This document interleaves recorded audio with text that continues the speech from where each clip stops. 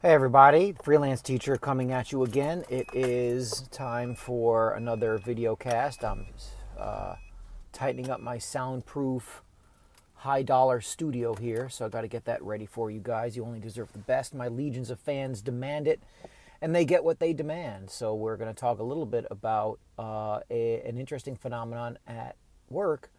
We had, because I have seniors this year, I have mostly 12th graders, and we had a college visitation. We had a representative from Bates College come and talk to us, who was very polite, exceedingly thorough, answered every question fielded to her, a nice person.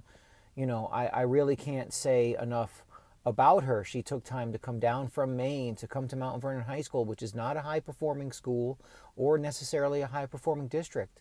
And to be honest, she may not get a lot of people coming up to Bates from Mount Vernon High School, but she came anyway and she spent time with us, and that is to be noted. The interesting part of it is that her approach with my seniors blew up in her face, actually. She was a white liberal woman, which she made no secret of, which is another thing I liked about her. She was what she said she was. She wasn't hypocritical, and she wasn't trying to hide something. She didn't give any double talk. She was direct about what she was all about, and open with her journey into becoming an admissions counselor at Bates.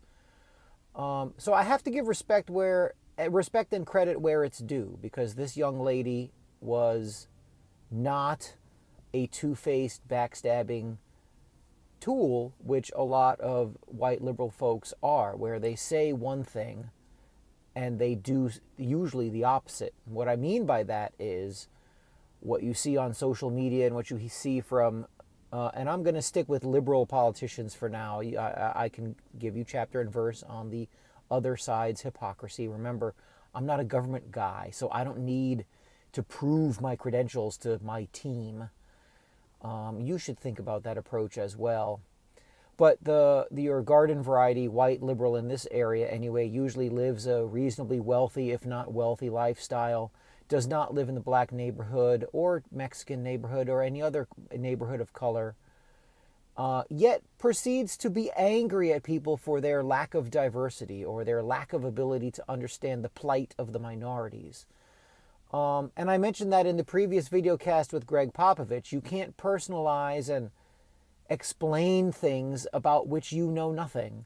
So Greg Popovich is the object of my ire. You see, if it sounds like I have an axe to grind against Greg Popovich on this one, it's because I do.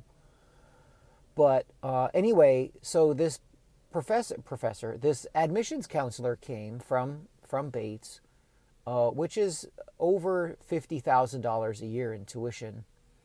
It might be 60, but I'm going to stick with over 50 because I didn't look at the pamphlet very closely when it came to that. My students did.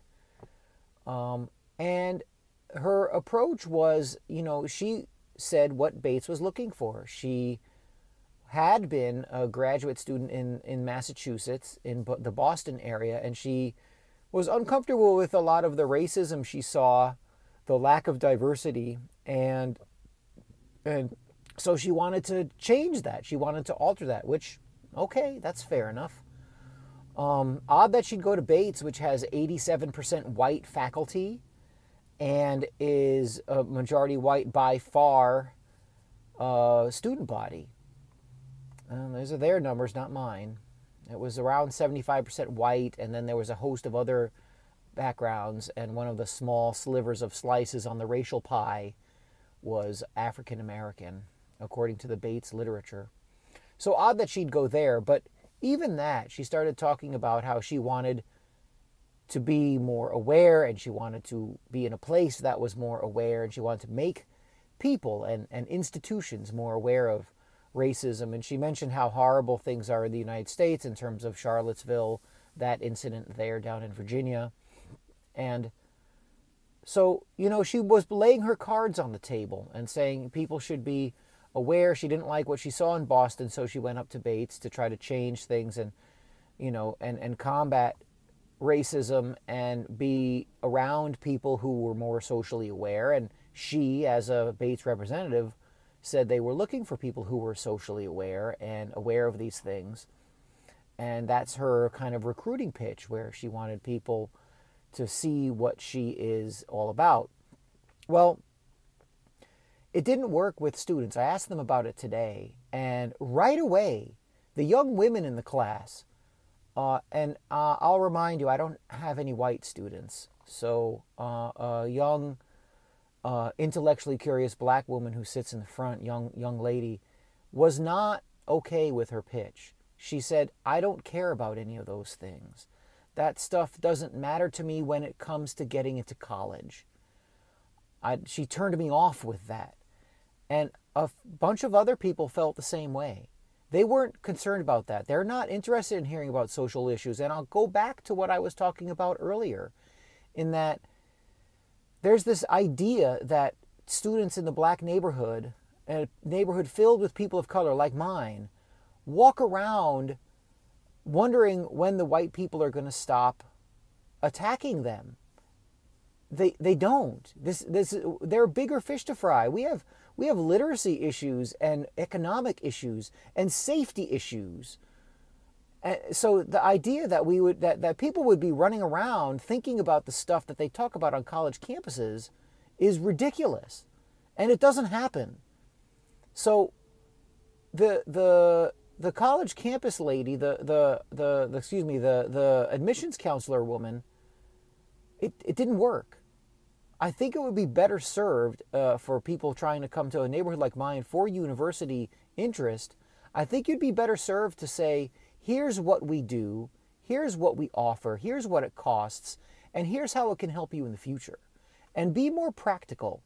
Explain the benefits. Don't go into current social justice warrior stuff, because it's not going to work. And I didn't muddy the waters. I didn't put in my 2 cents. I didn't explain what I thought. I simply asked, what'd you think about the visit yesterday? A visit that I fostered, I agreed to, I was okay with it, I still am. But the approach didn't work. Don't come and talk about this social justice warrior, liberal leftist nonsense and expect it to fly. The 18-year-old black women, because the class is mostly girls, who spoke about this kind of stuff, they weren't buying it. So it might be time for a new tactic. It might be time to get back to practical matters. What will you do at the university? How much will it cost? And how can you parlay that into a quality, productive, wealthy on all levels future? Take care. This has been The Freelance Teacher, thefreelanceteacher.com, tfttravelgroup.com. Have a good one. I'll talk to you next time. Oh, and there's no homework.